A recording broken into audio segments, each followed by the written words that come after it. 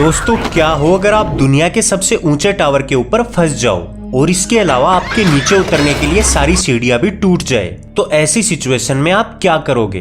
कहानी की शुरुआत में हमें एक कपल को दिखाया जाता है जो माउंटेन क्लाइंबिंग कर रहे थे। इसके अलावा उनके साथ एक लड़की भी होती है जिसका नाम हंटर था। अब ऊपर चढ़ते चढ़ते डैन का हाथ गलती से एक घोंसले में चला जाता है और फिर जैसे ही वहां से पक्षी उड़ा तो डर के मारे डैन के हाथ फिसल गए और इसकी वजह से वो हवा में झूलने लगा, लेकिन वो अब पत्थर तक नहीं पहुंच पा रहा था। इसलिए फिर वो बेकी को रस्सी छोड़ने के लिए कहता है, जिसके बाद जैसे ही बेकी रस्सी छोड़ती है तो वो रस्सी टूट जाती है और फिर डैन सीधा नीचे गिरने की वजह से मर गया। अब हमें 1 साल बाद का सीन दिखाया जाता है। बेकी अब नशे की हालत में थी। उसने नशा कर करके अपनी बैंड बजा ली थी। इसके अलावा वो रोज डैन के नंबरों पर एक वॉइस नोट भेजा करती थी जिसमें वो उसे बताती थी कि वो उसे कितना ज्यादा मिस कर रही है। इसके अलावा उसने अभी तक डैन की अस्थियों को अपने पास ही रखा हुआ था, पर फिर बेकी के डैड उसके पास आ जाते हैं और उसे इन सब से बाहर निकलने के लिए बोलने लगते हैं। पर बेकी अपने पिता को खुद से दूर रहने का बोलती है और फिर वहां से चली जाती है। पर फिर एक दिन इन सब से हारकर बेकी मरने का सोचती है और बहुत सारी स्लीपिंग पिल्स निकाल लेती है। पर जैसे ही वो उन्हें खाने लगी तभी बाहर उसकी एक फ्रेंड आ गई। उसने बेकी को गले से लगा लिया और फिर उसे अपना एक क्रेजी सा प्लान बताया। उसने कहा कि हम लोग दुनिया के सबसे ऊंचे टावर के ऊपर चढ़ेंगे जिसकी ऊंचाई लगभग 2000 फीट है। वहां से ऊपर जाकर तुम डैन की अस्थियों को भी गिरा देना। बेकी ने जब ये सुना तो उसने एक बार तो मना कर दिया, पर बाद में वो इसके लिए मान गई और फिर वे लोग अपने सफर के लिए निकल गए। अब वे दोनों रास्ते में एंजॉय करने के चक्कर में इतना ज्यादा खो गए थे कि वो मरते मरते बचे, क्योंकि एक ट्रक उन्हें कुचलने वाला था। पर फिर वे लोग उस टावर तक पहुंच गए। उन्हें वहां पर एक हिरण भी दिखी जिसे कुछ वल्चर्स जिंदा ही खा रहे थे। लेकिन फिर वे लोग जैसे ही टावर के करीब गए तो वो देखने में काफी डरावना लग रहा था। हंटर इसे देखकर काफी ज्यादा खुश हो गई, लेकिन वहीं बेकी बुरी तरह से डर गई थी। पर फिर हंटर ने उसे कहा कि ज्यादा मत सोचो, ऊपर जाकर काफी ज्यादा मजा आने वाला है। जिसके बाद वे दोनों टावर के ऊपर चढ़ने लगी। पर वहां पर हमें दिखा कि वो टावर अब पूरी तरह से खत्म हो चुका था। इवन एक बार तो बेकी मरते मरते बची। पर फिर कुछ घंटों बाद वे दोनों 1000 फीट तक चढ़ गए थे। वहां से नीचे देखने पर सब कुछ बहुत ज्यादा भयानक दिख रहा था, लेकिन अब अंदर की सीढ़ियां खत्म हो गई थी, इसलिए उन लोगों को बाहर से चढ़कर जाना था। पर बेकी की हालत पतली हो चुकी थी। इधर हंटर जोर जोर से सीढ़ियों को हिलाकर उसके मजे लेने लगती है, लेकिन फिर वे लोग जैसे तैसे करके उस टावर के ऊपर चढ़ जाते हैं। पर उन्हें नहीं पता था कि दरअसल चढ़ते टाइम सीढ़ी का एक बोल्ट टूटकर नीचे गिर गया। लेकिन वे लोग तो अपनी मस्ती में काफी ज्यादा बिजी हो रखे थे। ऊपर जाने पर हमें दिखा कि वो टावर काफी ज्यादा ऊंचा था। जिसके बाद हंटर अपने बैग से ड्रोन निकालती है और फिर उससे उनका वीडियो बनाने लगती है। दोनों टावर के ऊपर बहुत ज्यादा मस्ती कर रहे थे, लेकिन फिर हंटर बेकी को ड्रोन उड़ाने के लिए बोलती है और खुद उस टावर के ऊपर लटक जाती है। फिर वो उसे प्यारा सा वीडियो बनाने के लिए बोलती है, लेकिन बेकी उसे इसके लिए रोक रही थी क्योंकि उसे तो वहां पर चक्कर आ रहे थे। जिसके बाद हंटर वापस से ऊपर आ जाती है और उसे कहती है कि अब तुम्हारी बारी है। पर बेकी बहुत ज्यादा डर रही थी, इसलिए वो मना कर देती है। लेकिन हंटर उसे कहती है कि अपना डर भगाने का बस यही मौका है।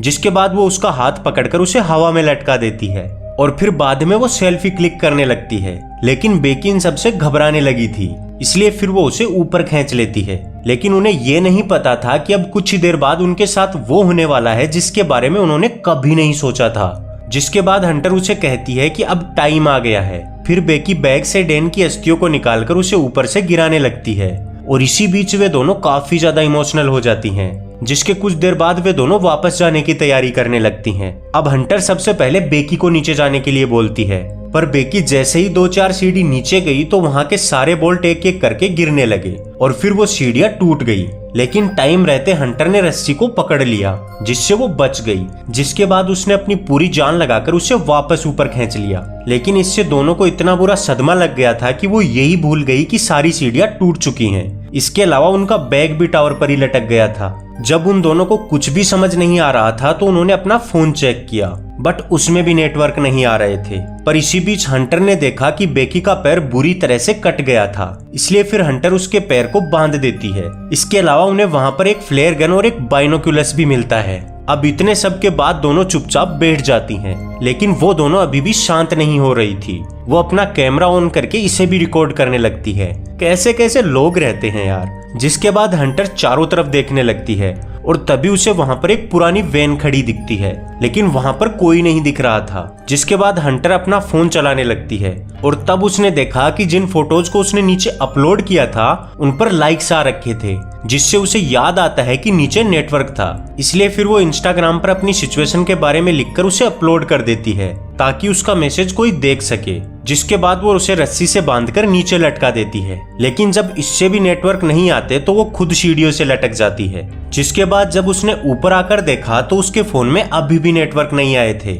ये देखकर वो दोनों पूरी तरह से निराश हो गई, लेकिन फिर बाद में वो अपने फोन को नीचे फेंकने का सोचती है, जिसके लिए वो सबसे पहले जूते के अंदर अपना फोन रख देती है और बाद में सॉक्स और अपनी ब्रा तक को निकालकर उसके अंदर डाल देती है ताकि फोन बिना टूटे सही सलामत नीचे गिर जाए। जिसके बाद वो अपने फोन को नीचे गिरा देती है और फिर आराम से वे लोग मदद के इंतजार में बैठ जाते हैं। अब कुछ देर बाद जब उन्होंने नीचे देखा तो वहां पर एक आदमी आ रखा था जो उन सीढ़ियों के गिरने की वजह से आया था। उसे देखकर वे दोनों जोर जोर से चिल्लाने लगी, पर वो काफी ज्यादा हाइट पर थी, इसलिए उस आदमी को उनकी आवाज नहीं सुनाई दी। और तब हमें दिखा कि उसके फोन का तो अब कचरा हो चुका था, लेकिन फिर बाद में वो आदमी वहां से जाने लगा। लेकिन उसे जाता देख बेकी अपने जूते निकालकर उसकी तरफ फेंकती है, पर वो फोन पर बातें करने में इतना ज्यादा बिजी था कि वो उनकी तरफ ध्यान भी नहीं देता है और वहां से चला जाता है। लेकिन इसी बीच बेकी की नजर हंटर के पैरों की तरफ गई, जहां पर 143 का एक टैटू बना हुआ था और डेन भी उसे आई लव यू का जवाब हमेशा 143 ही देता था। अब रात को जब बेकी अपने पुराने वीडियोस देख रही थी तो उसमें वो हंटर को देखती है जो उन दोनों से जल रही थी। इसलिए अब बेकी समझ गई थी कि जरूर इसके पति का हंटर के साथ कोई चक्कर था। लेकिन इसी बीच हंटर को उस वैन में 2 आदमी दिखते हैं, इसलिए फिर वो बेकी को जल्दी से फ्लेयर गन चलाने के लिए बोलती है ताकि उन आदमियों का ध्यान उनकी तरफ आ सके। और होता भी कुछ ऐसा ही है। उनके फ्लेयर चलाते ही वो दोनों उन्हें देख लेते हैं, जिससे बेकी और हंटर काफी ज्यादा खुश हो गई थी कि अब उनकी जान बच जाएगी। जिसके बाद वो अपनी वैन लेकर उनकी तरफ आने लगते हैं। उन दोनों को अपनी ओर आता देखकर उनकी खुशी का कोई ठिकाना ही नहीं था, पर वो दोनों तो उनकी कार के पास आते हैं और फिर शीशा तोड़कर उनकी कार चुराकर वहां से चले जाते हैं। और इसी के साथ ही इनकी सारी उम्मीदों के ऊपर पानी भी फिर गया था, क्योंकि अब इनके बचने के सारे रास्ते खत्म हो गए थे। इसके बाद रात को वे दोनों सो गई, लेकिन जब हंटर गिरने वाली हुई तभी बेकी ने उसकी जान बचा ली। जिसके बाद उन दोनों ने जगह रहने का फैसला किया, लेकिन तभी बेकी ने हंटर से डेन के बारे में पूछ लिया। अब हंटर भी मरते वक्त उससे कुछ छुपाना नहीं चाहती थी, इसलिए उसने बेकी को उसके और डेन के अफेयर के बारे में सब कुछ बता दिया। बेकी ये जानकर पूरी तरह से टूट गई कि वो किसके लिए अपनी जिंदगी की वाट लगा रही थी। जिसके बाद वो अपनी वेडिंग रिंग को भी उतार देती है, पर अब उनकी बिना पानी पिए हालत खराब हो गई थी, क्योंकि उन्हें यहाँ फंसे हुए पूरे 2 दिन हो गए थे। लेकिन इसी बीच हंटर बोलती है कि वो उस बैग को ला सकती है। जिसके बाद वो रस्सी को बांधकर नीचे जाने लगती है और बेकी से कहती है कि अगर तुम्हारी किस्मत अच्छी हुई तो मैं मर जाऊंगी। जिसके बाद वो रस्सी से लटककर सीधा नीचे चली गई, पर वो उस बैग तक नहीं पहुंच पा रही थी। अब हंटर क्योंकि निडर थी, इसलिए फिर वो सीधा उस एंटीना के ऊपर कूद गई। जिसके बाद उसने सबसे पहले अपनी प्यास बुझाई, लेकिन फिर जैसे ही वो वापस आने लगी तो उसने देखा कि वो रस्सी उससे काफी ज्यादा दूर थी और वो वहां तक नहीं पहुंच पा रही थी। जिसके बाद उसने सेल्फी स्टिक के सारे बैग को रस्सी से लटका दिया। फिर उसने बेकी से रस्सी को खींचने के लिए कहा और फिर वो खुद भी धीरे धीरे ऊपर चढ़ने लगी, लेकिन इसी बीच उसका हाथ फिसल गया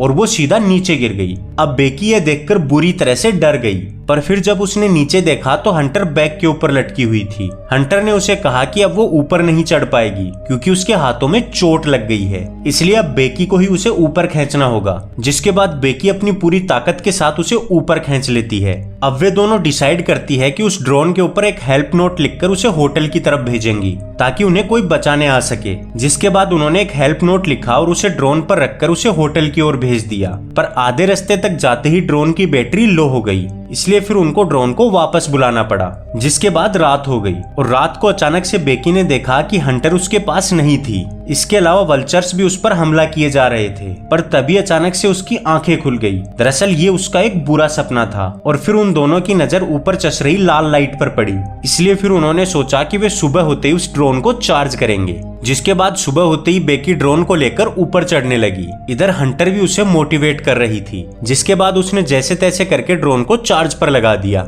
और फिर वो वहीं पर लटक कर ड्रोन के चार्ज होने का वेट करने लगी। पर अब उसके पैर का घाव सड़ गया था, इसलिए वल्चर्स उस पर हमला करने लगे। लेकिन वो उन सभी का सामना करते करते अंत में उस ड्रोन को पूरा चार्ज कर लेती है और फिर जल्दी से नीचे आ जाती है। अब वो नीचे आकर होटल में सबसे ज्यादा भीड़ आने का इंतजार करने लगते हैं और फिर जैसे ही होटल में बहुत सारे लोग आने लगे तो उसने ड्रोन को उड़ाकर होटल की तरफ भेज दिया। जिसके बाद जब ड्रोन होटल के पास पहुंचने वाला हुआ तभी वो एक ट्रक से टकरा गया और टूट गया। बेकी जोर जोर से चिल्लाकर उस आदमी को ड्रोन उठाने के लिए बोलती है, पर वो आदमी बिना ड्रोन की तरफ ध्यान दिए वहां से चला गया। ये देखकर वो दोनों पूरी तरह से टूट गई। अब अंत में वो हंटर से उसका दूसरा जूता मांगती है ताकि वो उससे अपना फोन नीचे फेंक सके, क्योंकि अब यही उसके पास आखिरी रास्ता बचा था। पर हंटर उसे कहती है कि वो उसे अपना जूता नहीं दे सकती क्योंकि उसका जूता यहाँ पर है ही नहीं। जिसके बाद बेकी उसके जूते की तरफ देखती है, लेकिन फिर हंटर उसे कहती है कि वो खुद भी यहाँ पर नहीं है, दरअसल वो तो कब की ही मर चुकी है।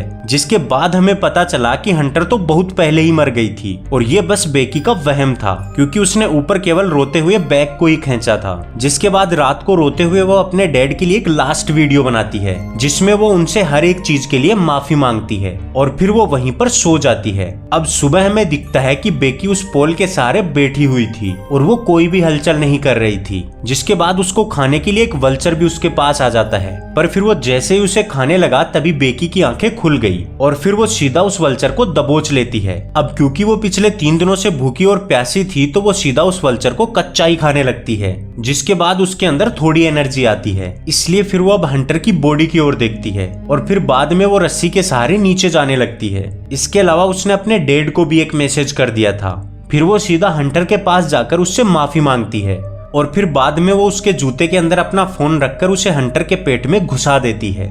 जिसके बाद वो उसकी बॉडी को वहां से नीचे गिरा देती है क्योंकि उसके पास अब और कोई रास्ता नहीं बचा था। अब हमें थोड़ी देर बाद का सीन दिखता है जिसमें बेकी के डैड उस टावर की ओर जा रहे थे, पर उन्होंने वहां पर जाकर देखा कि पुलिस एक बॉडी को ढक रही थी जिससे वो पूरी तरह से टूट गए। उन्हें लगा कि वो अपनी बेटी को नहीं बचा पाए, पर बाद में बेकी ने पीछे से उन्हें आवाज लगाई और इसी के साथ ही ये मूवी खत्म हो गई। अगर आपको वीडियो जरा सा भी पसंद आया तो प्लीज वीडियो को लाइक करके चैनल को सब्सक्राइब जरूर कर लीजिएगा।